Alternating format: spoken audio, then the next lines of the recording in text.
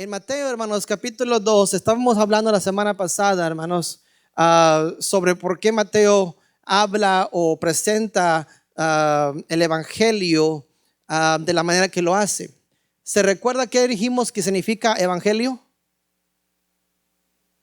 Buenas nuevas. Cuando hablábamos de Mateo y decíamos que él presenta el mensaje, el evangelio, el mensaje de la vida, la resurrección de Cristo, que él presenta su mensaje, ¿a cuál audiencia está presentando el mensaje? ¿Se recuerda lo que dijimos? ¿A quién le está presentando el evangelio? A todos, pero en un grupo particular. Aleluya. Pensé que uno de perdido. A los judíos, a los judíos. ¿Por qué es importante esto? Cuando comenzamos a leer el libro de Mateo, tenemos que verla de la perspectiva que lo está presentando Mateo. Mateo lo está presentando en la perspectiva para alcanzar la atención del judío, para que reconozca que Jesús es el Mesías, el rey que había de venir, profetizado en el Antiguo Testamento. Entonces, hay una frase que les mencioné que usted va a ver continuamente en el libro de Mateo. Así cuando usted está estudiando el libro de Mateo y ve algo continuamente, tiene un motivo, tiene una razón. Por eso en Mateo usted va a ver la siguiente frase muy seguido, muy seguido, para que se cumpliese lo que dijo el Señor por medio del profeta. Continuamente va a haber esa referencia, porque Mateo está haciendo una conexión entre el presente y el antiguo. Está diciendo judíos que conocen las escrituras, que recuerdan las profecías. Este es el hombre que nos había anunciado que había de venir y sería el próximo rey de Israel. Este es el Mesías prometido. Está haciendo la conexión. Los detalles los está conectando, los datos los está conectando. La palabra clave del libro de Mateo es la palabra reino. Diga conmigo, reino. Reino. Habla mucho del reino, se ha acercado, el reino de Dios. Así como le dije que Juan, la palabra clave de Juan era ¿qué? La palabra de clave de Juan, ¿se recuerdan cuál es? De Juan. De Juan la palabra clave es creer. Creer. Es la palabra Juan. Entonces Juan, si usted va a Bible Gateway o cualquier edición o aplicación que usted usa y busca dónde se ve más la palabra creer, lo va a ver en el libro de Juan, en el Evangelio de Juan. Estamos viendo que hay palabras clave que nos dan un poquito de insight o nos dan un poquito de una ayuda de lo que va a hablar todo el libro, todo el Evangelio. Aquí vemos que Mateo, hermanos, hablábamos la semana pasada de que comienza con la genealogía y lleva la genealogía hasta el tiempo de Adán, hasta el tiempo de atrás. Está hablando de 14 generaciones y 14 generaciones. Está aquí afirmando y confirmando Mateo, que Isaías, hermanos, era que Jesús venía, hermanos, de acuerdo al linaje de David, como había sido profetizado. Vayamos a Isaías capítulo 11, versículo 1. Isaías capítulo 11, versículo 1. Mi hermano Carlos, si me puede ayudar a leerlo. Isaiah chapter 11 verse 1. Isaías capítulo 11 versículo 1.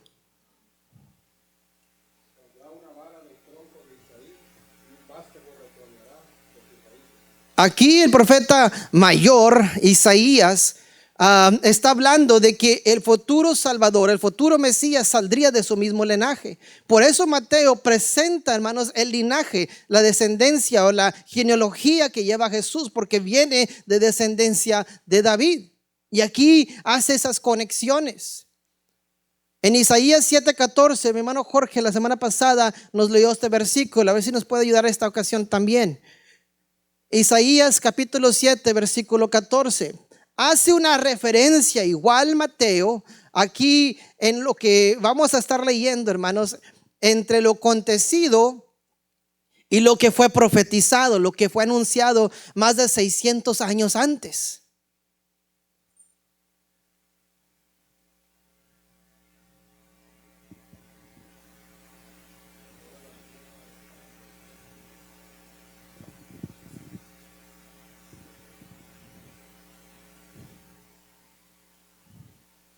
Isaías 7:14.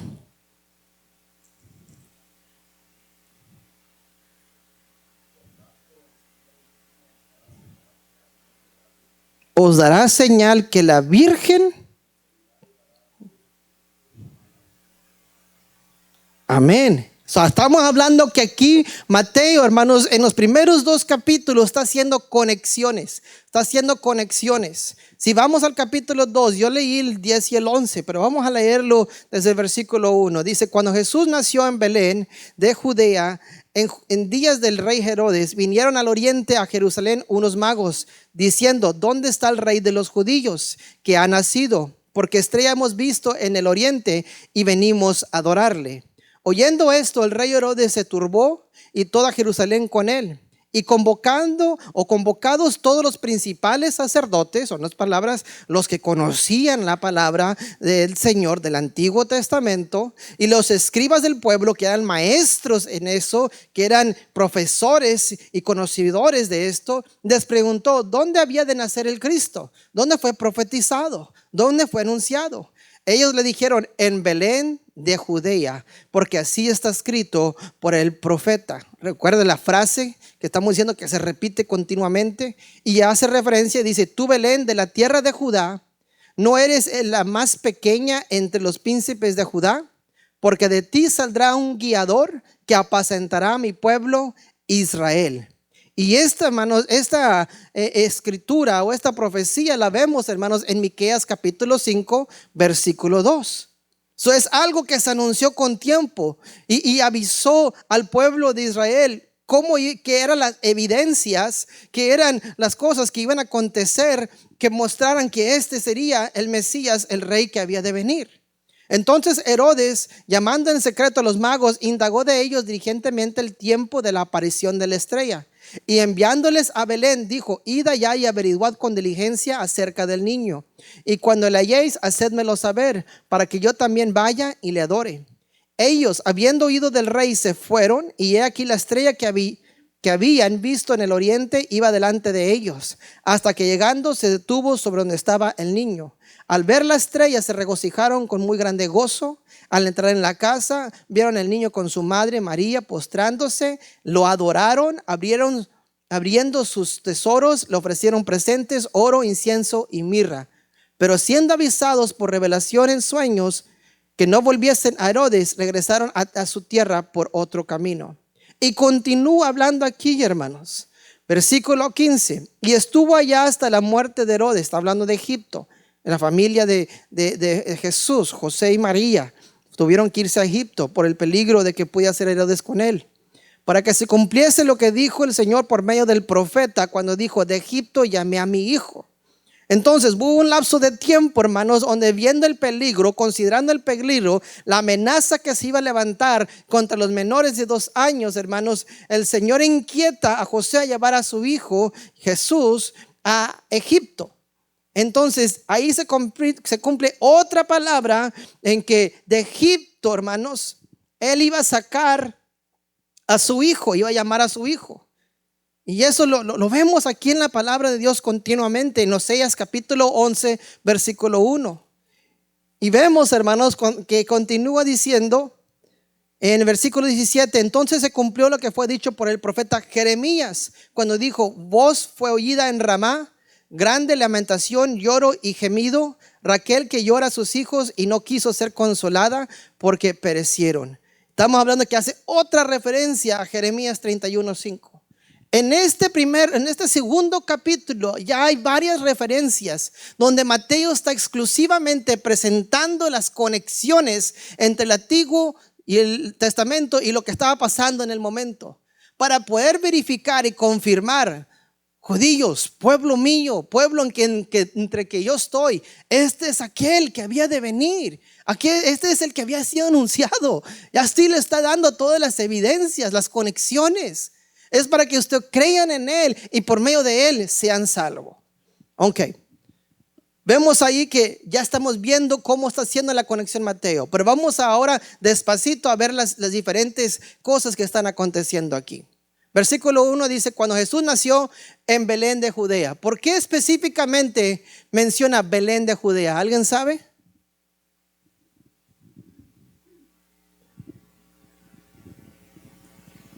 ¿Alguien sabe dónde está París? ¿Eh? Se equivocó el hermano. No puedo creer que se equivocó. ¿Cómo? En Texas. Ustedes saben que hay un pueblo aquí que se llama Paris, Texas. Entonces, así como hay un Paris, Texas, y hay un París de allá, así en el tiempo de Jesús había un Belén en Judea y hay un Belén de Zabulón, que era más para el norte. Por eso específicamente dice Mateo, Belén de Judea, para diferenciar y confirmar que iba de acuerdo a lo que había sido profetizado. Él establece desde el principio Belén, pero no se queda nomás con Belén, dice Belén de Judea, para que haga una distinción de cuál Belén era y que era el Belén de cuál había sido profetizado. De Judea en días del rey Herodes. El rey Herodes, hermano, ¿sabe de quién era descendiente? Era edomita. Les ayudo con esa palabra. Era edomita. ¿Sabe quién era el padre de los edomitas? Más para atrás. Padre de los edomitas era Esaú, hermano de Jacob.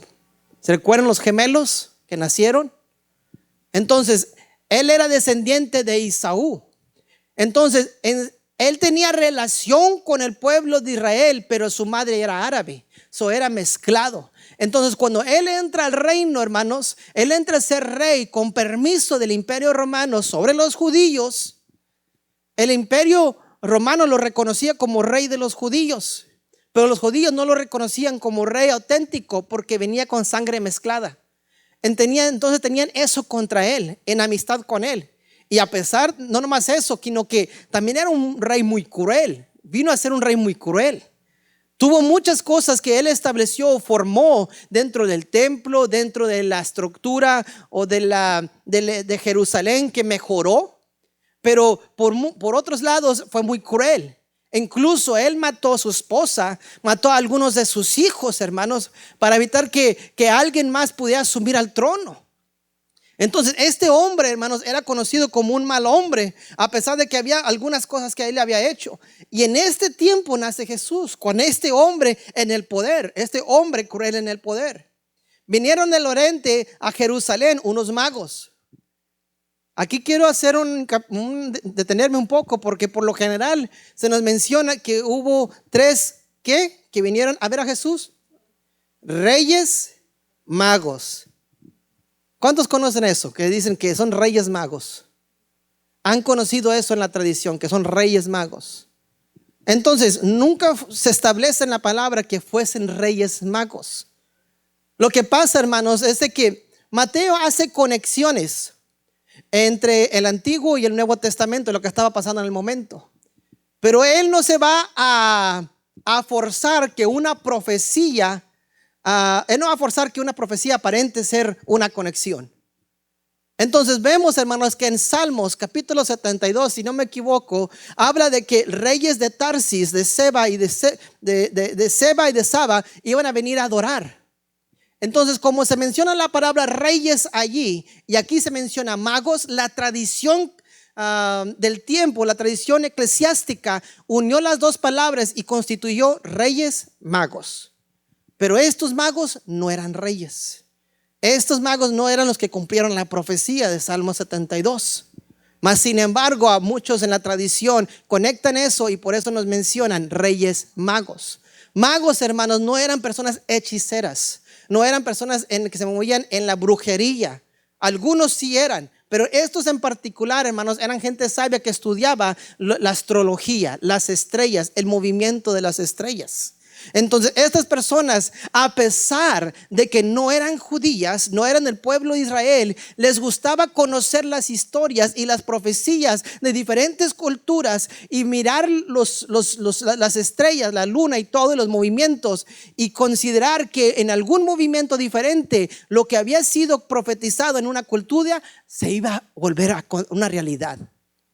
Entonces ellos estaban, a pesar de que no tenían las promesas ellos, a pesar de que no eran parte del pueblo judío, conocían las profecías y las indagaban, y las estudiaban y se preparaban para el momento de que la manifestación de lo que había de acontecer. Entonces estos vinieron del oriente. ¿Alguien sabe qué significa oriente? Pónganlo en palabras sencillas. Porque hay un oriente y el occidente. Si yo le digo que váyase para el oriente, ¿para qué lado se va a ir? Por ahí vamos, ahí vamos. El oeste, el este o el oeste. El oriente es el este, el occidente es el oeste. Venían del este, de donde estaba Belén. Entonces del oriente a Jerusalén unos magos diciendo: ¿dónde está el rey de los judíos que ha nacido? Entonces ellos sabían de que había de nacer un rey en Jerusalén o en Belén. Y ellos sabían que había una estrella que les había iluminado en la noche, que les había llevado a entender algo increíble va a acontecer en poco tiempo. Porque su estrella hemos visto en el oriente y hemos venido y venimos a adorarle. Entonces ellos comienzan a indagar, ellos comienzan a preguntar. Aquí vamos a ver tres diferentes personas que están en este dilema, en este conocimiento de que Jesús había de nacer. Vemos Herodes, vemos los magos. Estos magos no son los mismos, hermanos, que hace referencia a Lucas como pastores, son diferentes. Lucas también hace referencia a algunos pastores que estaban velando en la noche y que recibieron la palabra de un ángel que les dijo que había de nacer Jesús y fueron allá y adoraron. Estos son diferentes, porque su estrella hemos visto. Oyendo esto, el rey Herodes se turbó y toda Jerusalén con él. Y inmediatamente dice: y convocados todos los principales sacerdotes y escribas del pueblo, les preguntó dónde había de nacer el Cristo. Porque a pesar de que era el rey de los judíos, no tenía el conocimiento o el entendimiento de cuándo iba a venir a nacer Jesús. Entonces él comienza a preguntar. Los escribas vienen siendo maestros de la ley, maestros o profesores de los libros del Antiguo Testamento. Comienzan a decirle: en Belén de Judea. Igual coinciden con lo que dice Mateo, porque así está escrito, y comienzan a hacer la referencia bíblica. Entonces Herodes, llamando en secreto a los magos, indagó de ellos diligentemente el tiempo de la aparición de la estrella. Hace mucha referencia de la estrella. Entonces comenzó a indagar un poco sobre cuál es la estrella o cómo puede haber sido. Entonces, hermanos, para el Señor nada es imposible. ¿Lo creemos? El mar se abrió, fue imposible. Río Jordán se abrió, fue imposible. La asna habló, algo imposible. No significa que es algo que normalmente vamos a ver, pero siempre el Señor puede hacer cualquier cosa en cualquier tiempo que Él quiere para cumplir un propósito. Entonces los que estudian, hermanos, dicen: bueno, quizás hubo una alineación entre planetas, que fue el planeta de Júpiter y el Saturno. Y comienzan a sacar sus conclusiones de que eso causó una luz que alumbrara en el cielo y que pudiera dirigir el camino. Otros dicen, hermanos, que es un cometa que de repente se desprendió y que captó la atención de ellos, y que ese mismo planeta, que ese mismo cometa los guió a donde estaba Jesús. Sea de una o de otra, o simplemente fue una estrella, como nos dice ahí, que se puso sobre donde estaba Jesús y que fue lo suficiente sabios los magos para seguir hasta ese lugar. No sabemos, hermanos, pero lo que sí sabemos es que hubo una iluminación que dirigió a estos magos a encontrarnos en donde estaba Jesús. Y de igual manera, así como ellos, hermanos, sacamos esta lección de aquí, así como ellos vieron una luz que los llevó a Jesús, nosotros, hermanos, cuando se nos predica la palabra del Señor, cuando se nos habla la palabra del Señor, se nos alumbra un foco, se nos prende un foco que nos presenta y nos lleva a conocer ¿a quién? A Cristo. Esa es la luz que necesitamos para conocer a Cristo. Es cuando vemos y escudriñamos la palabra del Señor que comenzamos a conocer quién es Cristo, que podemos venir y acercarnos a Cristo. Entonces ellos fueron a preguntar a Herodes, y Herodes, hermanos, tuvo una reacción que ustedes consideran como rey, que dijo: bueno, vayan y investiguen. Y díganme qué es lo que cuando lo encuentren, tráiganmelo para que yo también pueda brindarles mi respeto. para poder yo adorarle, para poder yo también darle honor. Y ellos, habiendo oído del rey, se fueron, y he aquí la estrella que habían visto en el oriente iba delante de ellos, hasta que llegando se detuvo sobre donde estaba el rey, el niño. Me llama la atención, hermanos, porque les mencioné, hay 3 diferentes personas que vemos aquí interesadas en conocer a Jesús: Herodes, los magos, y deberían también querer conocerlo los principales sacerdotes y los escribas. ¿Sí vemos esas 3 personas ahí? Cuando usted lee una escritura, hermano, a veces no las entendemos, no comprendemos, pero comencemos a hacernos preguntas. ¿De quién está hablando? ¿Dónde está aconteciendo esto? ¿Qué está pasando? Haga preguntas sobre esas escrituras. Comienza a sacar información, extraer información, para que comenzara a comprender la escritura, comprender lo que está aconteciendo. Entonces, cada una de estas personas iba a tener una manera en que iba a darle bienvenida a Jesús a la tierra. Y ese es el tema, en cierta manera, al que voy a hablar el día de hoy. ¿Cómo esperas a tu rey? ¿Cómo estás esperando a tu rey? Porque nosotros como iglesia debemos saber y debemos de conocer que así como un día Jesucristo vino a la tierra, hermanos, y vivió entre vosotros y habitó entre vosotros y murió en la cruz del Calvario por vosotros, pero resucitó al 3er día, así un día vendrá en las nubes a arrebatar a su iglesia. No vendrá a la tierra de nuevo, vendrá en las nubes y la iglesia será arrebatada. Nosotros ascenderemos hacia él. La pregunta es, ¿cómo esperas a tu rey? ¿Lo esperas como Herodes? ¿Lo esperas como los magos? ¿O lo esperas como lo esperaban los escribas y los principales sacerdotes? ¿Cómo creemos o cómo ve usted cuando ve esta escritura? Lo estaba esperando Herodes. ¿Con qué intención?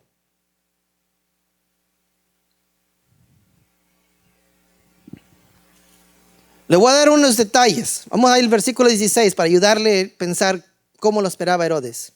Dice, entonces cuando se vio burlado por los magos, dice que se enojó mucho porque quería adorarle, porque quería honrarle. Vamos a ver aquí adelante si es porque quería adorarle y honrarle.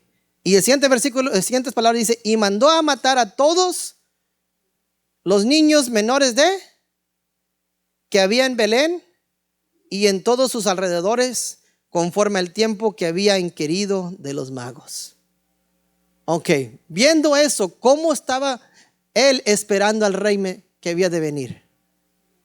Enojado. Esta gente no me da respeto a mí y yo soy su rey terrenal. Y está a punto de surgir un rey que me va a quitar el puesto, que va a quitarme la honra que yo soy digno de recibir.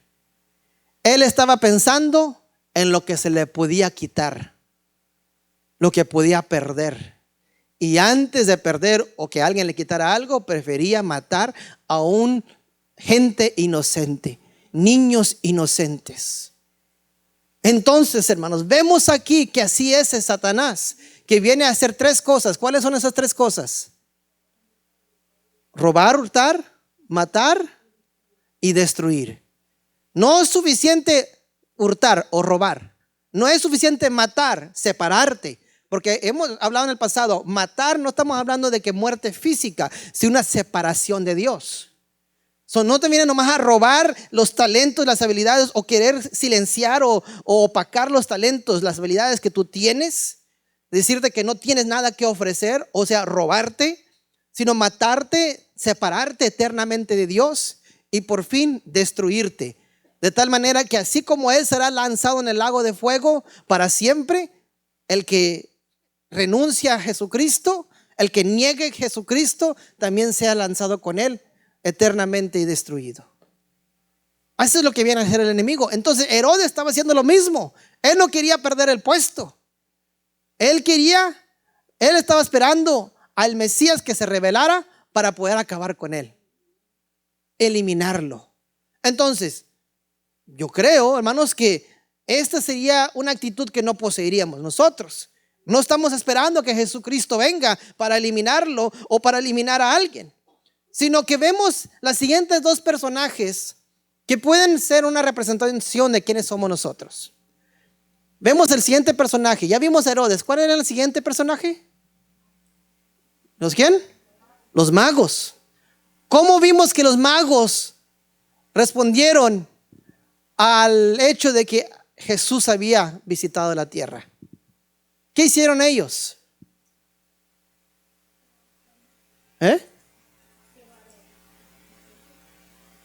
¿Llevaron obsequios? Fueron a buscar. Estaban cerquitas de ahí. Esto es lo que diferencia a los magos de los pastores que habla Lucas. Porque los pastores que habla Lucas dicen que estaban en la región. Pero los magos venían del oriente, venían de tierras lejanas. Los pastores dicen que ese mismo día que nació Jesús, ellos llegaron. Pero los magos duraron meses para llegar. El camino era largo, pero pudieron llegar a conocer. Los pastores eran judíos. Los magos eran extranjeros, estudiosos de lo judío. Entonces ellos, a pesar de que no lo conocían, lo entendían todo, pero sabían que algo había que acontecer, se acercaron a buscar. Cruzaron largo camino para cruzar, a conocer a este Jesús, Hijo de Dios, futuro Salvador del mundo. En ellos hubo esa intención de conocer a Jesús. Vemos que cruzaron largo camino, cruzaron fronteras culturales, cruzaron barreras, hermanos, para llegar aquí, y luego trajeron obsequios. ¿Qué obsequios trajeron? Oro, mirra y incienso. El oro habla, hermanos, de que reconocían. En ese tiempo nadie podía llegar ante alguien de autoridad, mucho menos un rey, sin un regalo, sin vamos a decir, un presente. Ellos estaban acercándose a que ellos creían que iba a ser el futuro rey de los judíos. Se acercaron con oro, reconociendo su realeza, reconociendo que él era un rey. Incienso, reconociendo, hermanos, su divinidad, reconociendo que no nomás era un rey que iba a ser sobre los judíos, sino que este es el Hijo de Dios. Hablando de esa relación que él tenía con el cielo, con el Padre Celestial, el creador del universo. Pero también le trajeron mirra, hablando proféticamente de su futura sufrimiento, sepultura, muerte, pero también su resurrección. Porque la mirra, hermanos, era algo usado, hermanos, para embalsamar el cuerpo que había muerto. En otras palabras, lo perfumaba. Lo usaban para esos propósitos. En esos regalos reconocían quién él era y reconocían lo que había que acontecer. Que él, así como ya estaba llegando a la tierra, un día esa tierra lo iba a despedir también. Un día conocería la muerte. Pero esa muerte sería para nuestra vida y vida en abundancia.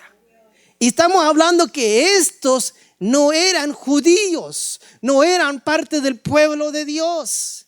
Sin embargo, estudiaban de ello, mas reconocían esto.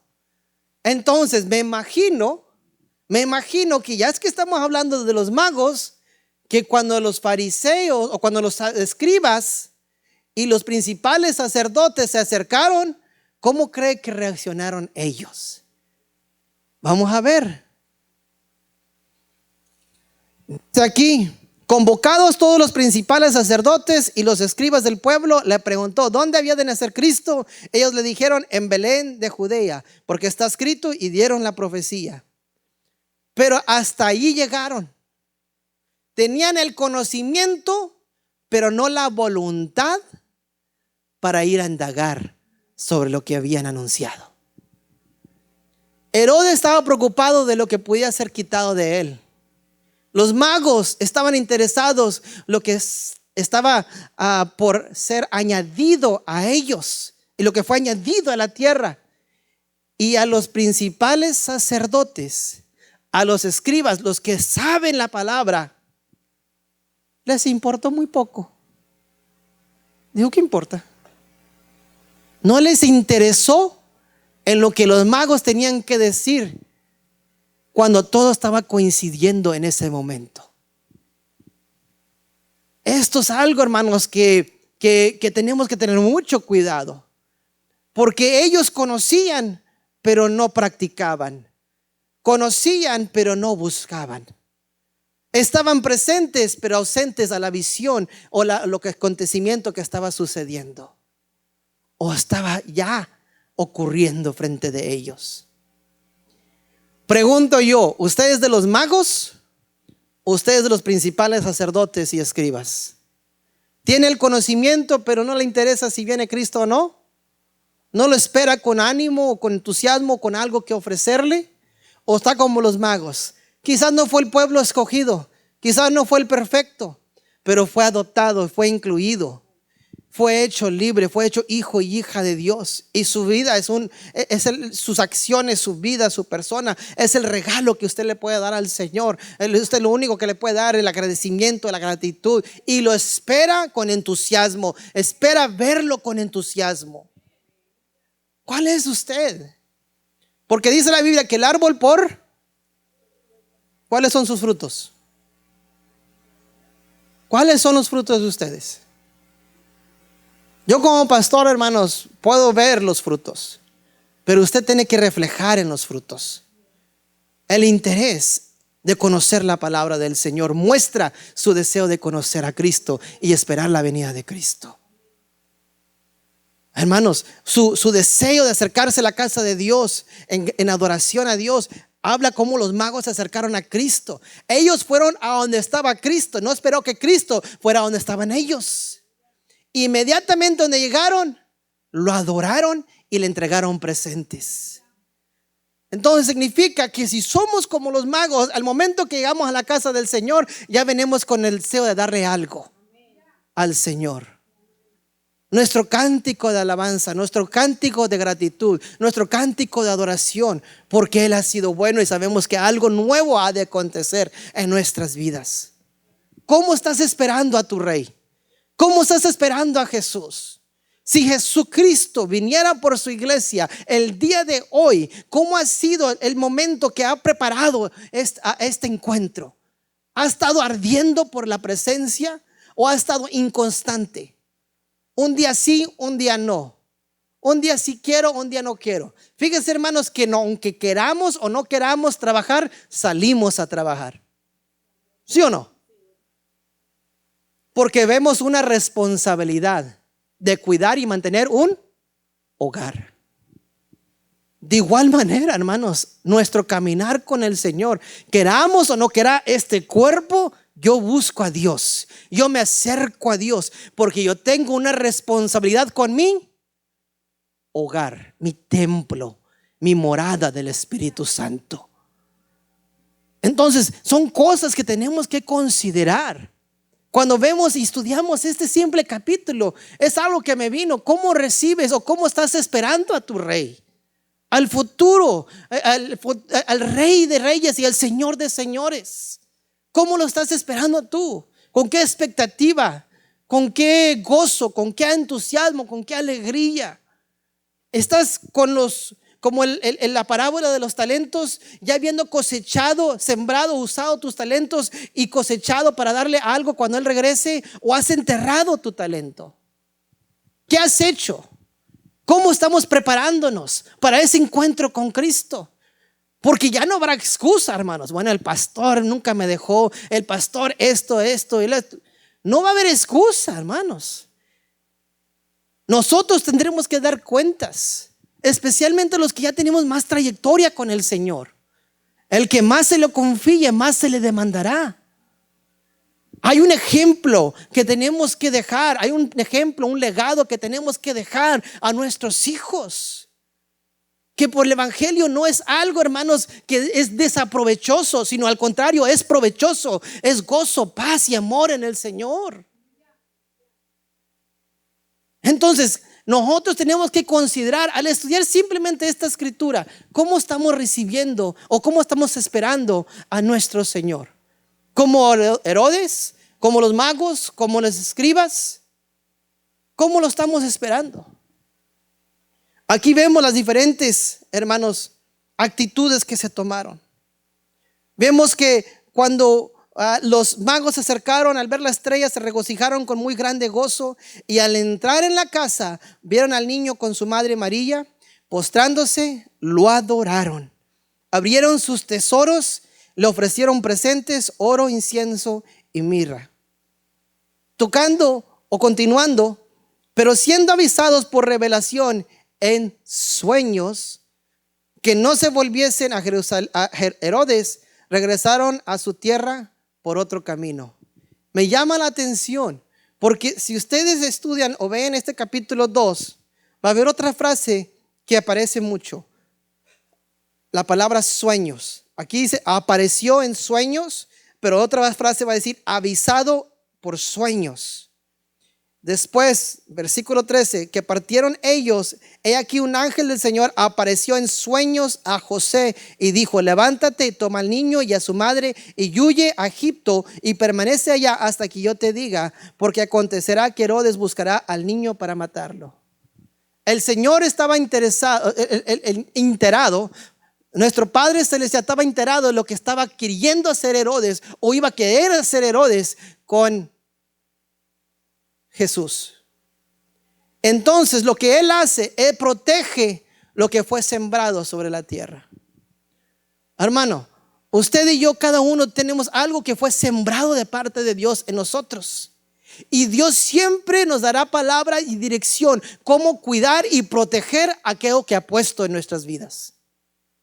Aquellos hijos, aquella familia, aquel matrimonio, aquel hogar, aquella empresa, aquel negocio. Él nos dará la sabiduría para cuidar y proteger lo que Él ha puesto en nuestras manos, porque sabe que el enemigo se va a levantar por lo que fue puesto en tus manos, porque lo que fue puesto en tu vida. Entonces, si tú estás viendo guerra espiritual, si tú estás viendo guerra contra tu vida, es porque algo fue depositado en ti que es de alto valor ante Satanás. Y dice: oh no, si este hombre se da cuenta de lo que lleva por dentro, no, se va a ganar a miles, quizás millones de personas para el evangelio. Este hombre va a transformar su nación. Este hombre o esta mujer va a transformar su familia. Este hombre va a ser un instrumento para llevar gloria a Dios. No, yo tengo que atacarlo desde el principio. Entonces, si usted está viendo ataques sobre su vida, tiene que estar atento a la dirección de Dios, cómo proteger de lo que Dios ha puesto en su vida. Tiene que estar atento, hermanos.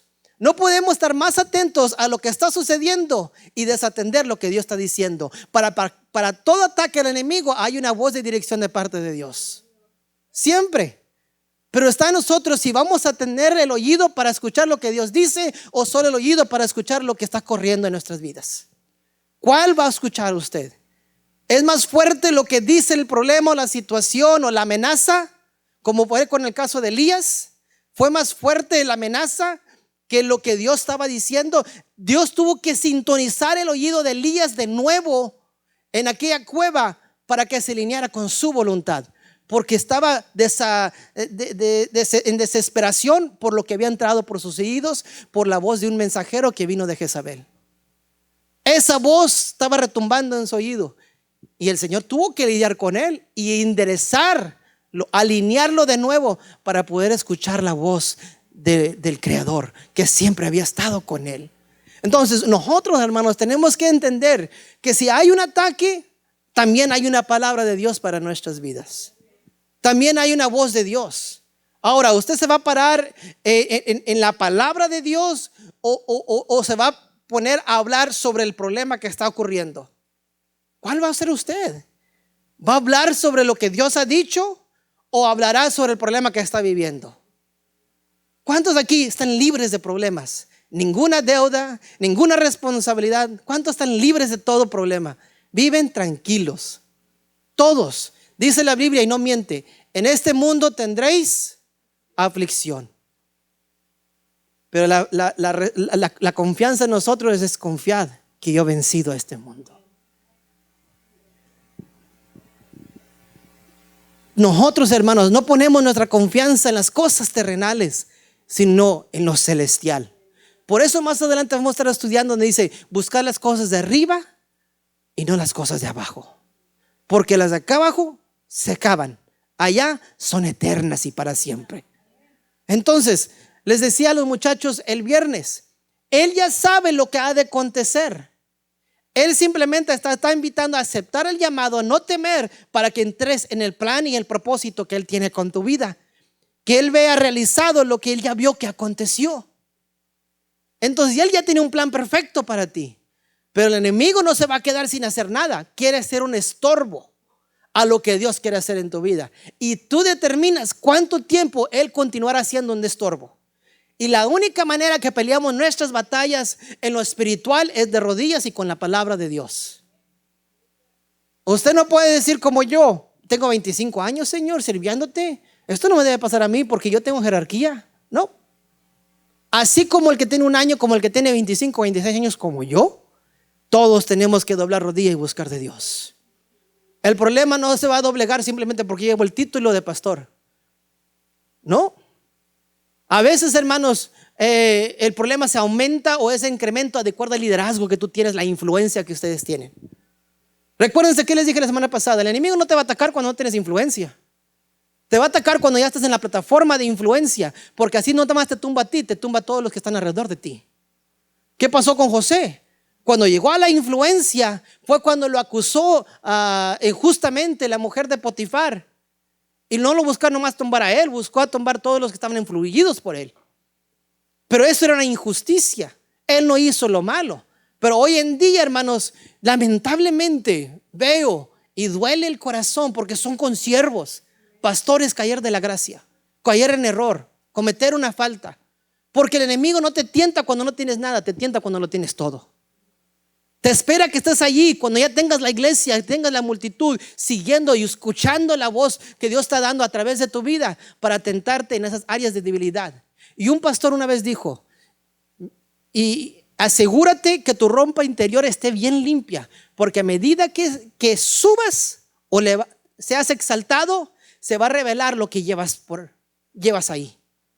Se va a ver lo que llevas por dentro. So, asegúrate que estés bien limpio. Deja las cosas que están mal para que no vaya siendo tu caída tan fuerte o muy grande. Y me quedé yo pensando, es verdad. A medida que uno lo va ascendiendo, tiene que tener uno precaución. Tiene que cuidar su testimonio, tiene que cuidar sus palabras, porque ya influyen más. Entonces el enemigo no va él va a esperar. Bueno, sí, lo promovieron, lo llevaron aquí, lo llevaron allá, pero llega el momento en que el patrón dice: bueno, tenemos que hacer cuentas y este inventario no creo que lo incluyas para que nuestra empresa se vea más próspera y que nos vaya más bien con las acciones, con la bolsa de valores, y quiere comprometer tu integridad. Tenga cuidado. Decía un dicho: es mejor que dijeron que ahí huyó que ahí quedó. Y es verdad. Entonces tenemos que tener siempre cuidado, hermanos, de nuestro caminar con el Señor, porque lo que no siempre se podrá ocultar lo que se lleva en secreto. Así que arregle cuentas con Dios, arrepiéntese de cualquier pecado, de cualquier cosa, y siga a Dios con esa confianza y con esa libertad. No deje que el enemigo tenga algo sobre su cabeza que pueda poder detener de que Dios haga lo que Él ha prometido hacer. Entonces aquí el Señor le habla a José y le dice lo que ha de hacer, y se va a Egipto.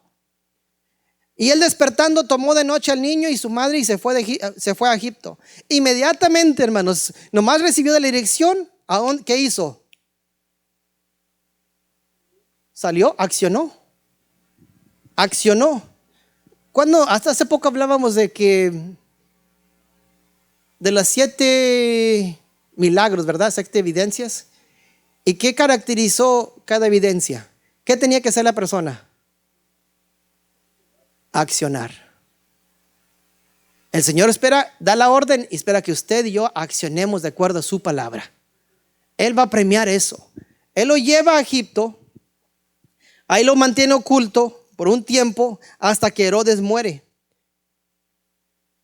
Y a la vez cumple la palabra que fue dicha en Miqueas capítulo 5 o en Oseas capítulo 11 versículo 1.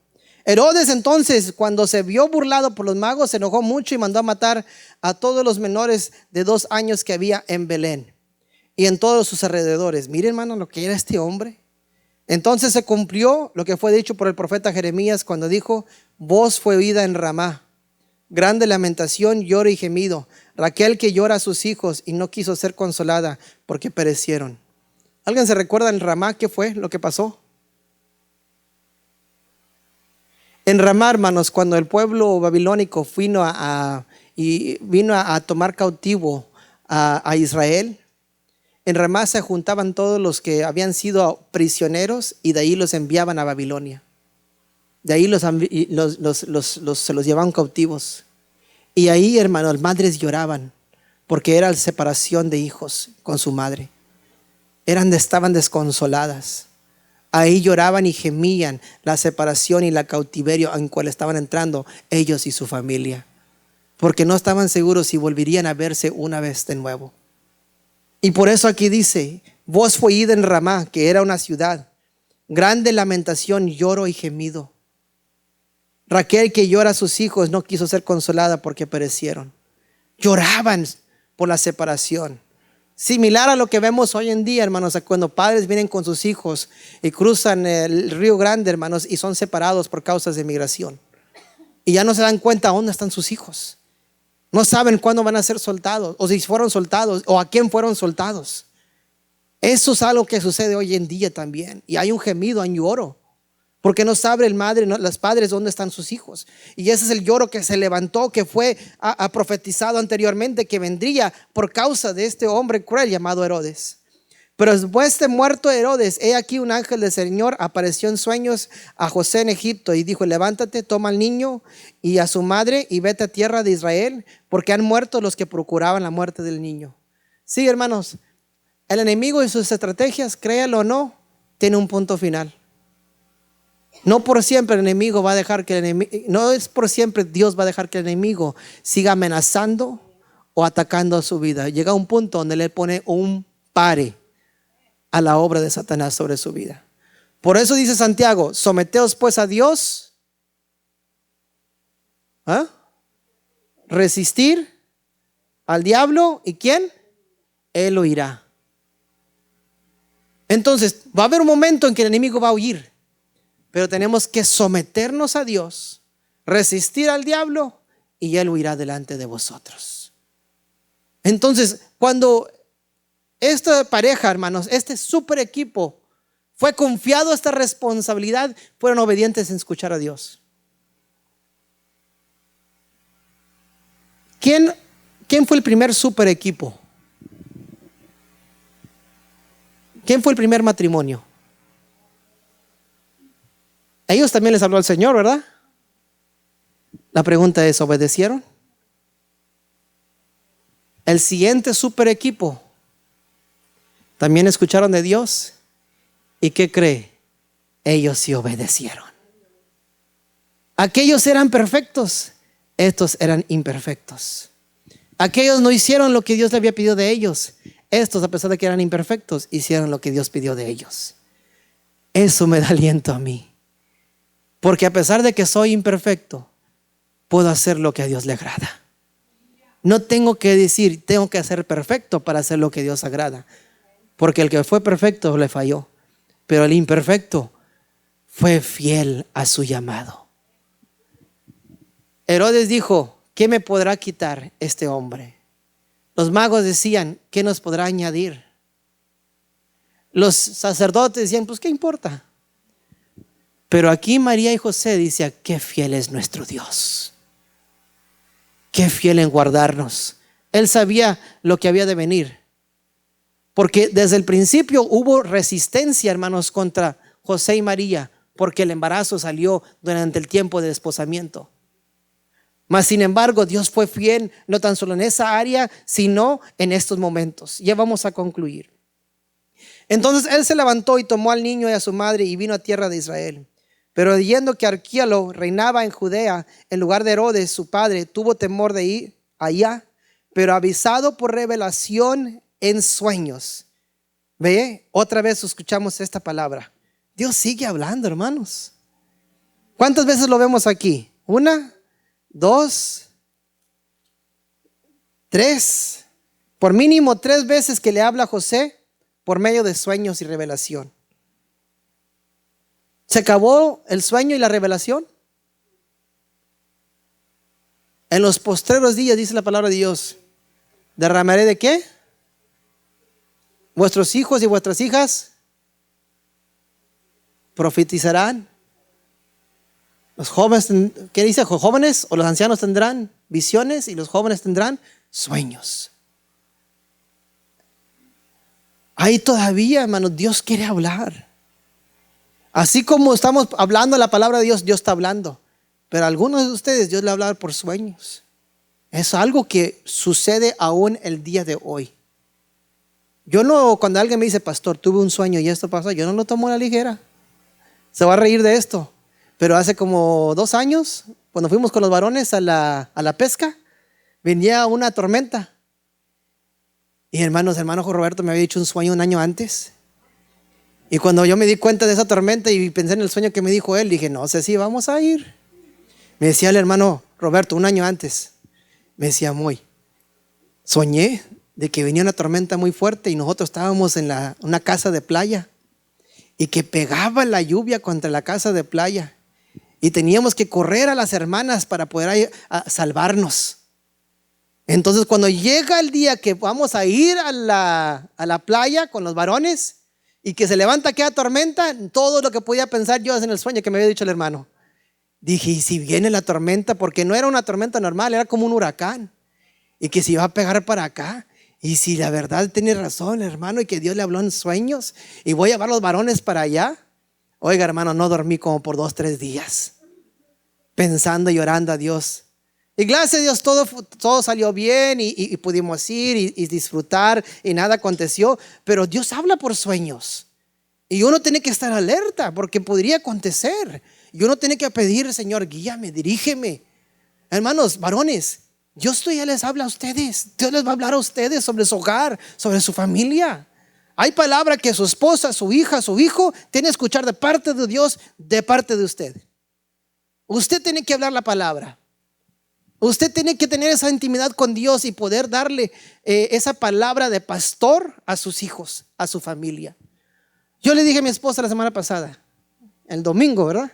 Cuando fuiste a predicar allá, le dije, me pidió que orara por ella. Le dije, Dios te va a hablar el día de hoy y te va a decir que es tiempo de que se te van a abrir puertas. Se te van a abrir puertas donde tú prediques. Pero hoy te va a hablar el Señor. Espéralo. Cuando ella regresa, me dice, me dieron una palabra después de que yo prediqué en la iglesia. Y me dijeron esto y esto y esto y el otro. Le dije, yo lo sabía. Desde el martes que oramos por ellas dos, yo le dije en la oración al Señor, vas a abrir puertas, Señor, dales palabra. Dales palabra para compartir con tu pueblo. Porque normalmente cuando yo voy, yo soy el que predico, pero ahora ya fue sola. Entonces, no me la podía echar a mí. Y Dios abrió puertas, pero no tan solo para que ella diera palabra, sino para que Dios diera una palabra a ella. Varones, tenemos que entender que Dios nos habla a nosotros también. Hay circunstancias en nuestro hogar en que Dios va a revelar una palabra a nosotros para decirle a nuestra esposa, nuestros hijos, nuestro hogar. Y tenemos que creer que es de Dios. Tenemos que tomar pasos de fe y de obediencia a lo que Dios ha dicho. Cuando Abraham recibió esa revelación que dijo, sal de tu tierra, tu parentela, el lugar que te mostraré, era un hombre rico, próspero. Y le fue a decir a su mujer, nos vamos a ir, levantar todo y vamos a ir. ¿A dónde? No sé, Dios dice que nomás nos levantemos y nos vayamos. Él nos va a mostrar dónde. Él le dio palabra a ella. Y ella se convirtió en madre también de muchedumbre, porque obedeció la palabra que fue dada a Abraham. Tanto la fe de Abraham fue premiada, tanto la obediencia de Sara al salir de allí. Varones, Dios nos habla. Volvamos a escuchar la voz de Dios. Volvamos a escuchar la voz de Dios. No dejemos que nos pase lo que le pasó a Elí. ¿Se recuerdan qué pasó en Elí? Que dice, escaseaba palabra de Jehová. Oh, hermanos, si algo le temo es que escasee palabra de Jehová en mi casa. Que ya no hable el Señor. Oh Señor, habla, Padre. Háblame a mí, tírame a mí, haz lo que quieras conmigo, Señor. Sacúdeme, Señor. Haz lo que quieras, pero no dejes de hablar. Méteme en la tormenta, pero no dejes de hablar. Levanta los vientos, pero no dejes de hablar. Póstrame, pero no dejes de hablar. Necesitamos volver a entender, varones, que Dios sigue hablando. No disminuyas, no hagas menos lo que Dios está haciendo en tu vida. Y ahora ya no me voy a dedicar nomás a los varones, a cada uno de nosotros. Dios no se limita, hermanos. Así como se le presentó a José y le dijo lo que ha concebido María de Dios es, y le habló también a María. María no era una mujer de 30, 40 años, era una jovencita de 17 años. Y Dios le habló. Dios le puede hablar a cualquiera, a quien quiera, a la edad que sea. Hermanos, volvamos a escuchar la voz de Dios, la dirección de Dios. Enamorémonos de esa palabra. Enamoremos de esa relación de Dios con Dios. Es tan lindo cuando uno puede discernir lo que Dios está diciendo, compartirlo con alguien y ver cómo hace un cambio en su vida, cómo toca y ministra su corazón. Deja que Dios hable de nuevo en tu vida, a través de tu vida. Avisado por revelación en sueños, se fue a región de Galilea y vino, habitó en la ciudad que se llama Nazaret, para que se cumpliese lo que fue dicho de los profetas, que habría de ser llamado Nazareno. Con esto concluyo. ¿Alguien conoce quién era o dónde era Nazaret? Nazaret, hermanos, era un lugar pobre, humilde y sin una influencia. Hay una referencia bíblica que dice, ¿de Nazaret podrá salir algo bueno? Era menospreciado, era considerado lo más bajo, inútil. Pero ahí se pareció Jesús. De ahí Jesús ha salido a las naciones. De ahí, de ese pueblo que lo recibió, insignificante, humilde, considerado inútil, de ahí salió Jesús. Nosotros, hermanos, también somos como Nazaret. No teníamos nada que darle al Señor, pero Él escogió habitar en nuestros corazones. He chose to abide in our hearts, in our lives. A pesar de la condición que nos encontrábamos, Él llegó a Nazaret. Él llegó a mi vida. Y cuando alguien decía, de Nazaret, de Moisés podrá salir algo bueno, de Panchito podrá salir algo bueno, las acciones mostraron que algo bueno podía salir de Nazaret. Porque cuando ya Cristo está en el corazón, a donde yo salgo, sale Él. Así que mis acciones reflejan que algo bueno puede salir del lugar donde Él habita. Y toca, hermanos, que cuando acontece el Pentecostés, capítulo 2 del libro de Hechos, el mejor regalo que puede haber recibido el creyente es el Espíritu Santo de Dios. Es la presencia de Dios. Así sí que Él ha hecho morada en nosotros. A pesar de que podemos relacionarnos con Nazaret, tenemos dudas, tenemos temores, tenemos inquietudes de inseguridades, insuficiencia. Si Él pudo habitar en Nazaret y salir algo nuevo, pudo salir de Nazaret, Él puede habitar en ti y algo nuevo puede salir de ti. Algo bueno puede salir de ti. Fíjese lo que estamos tocando simplemente con desglosar este capítulo. Mi deseo es que comience a ver la palabra de Dios bajo una luz diferente. Aquí tocamos varios temas. Y usted, si le lee en la casa otra vez, puede sacar otros temas que no tocamos. Solo le estoy dando una chispa para que usted se interese en conocer a Jesús a los ojos de Mateo.